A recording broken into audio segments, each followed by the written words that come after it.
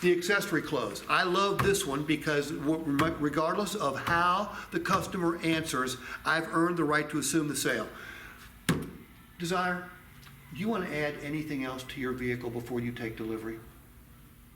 Probably some roof rails. Well, she just bought. Now she's adding roof rails. She just bought. And if she say no, No. must be perfect, needs your okay right here.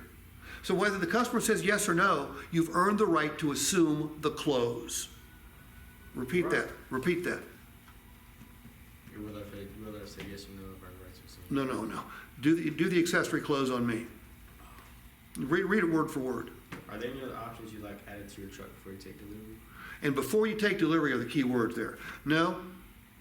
So they're accepting the fact you're taking delivery.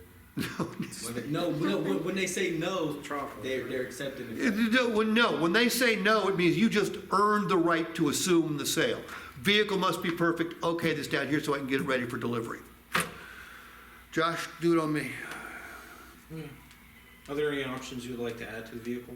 Can I get some running boards so it's easier for my dog to get in?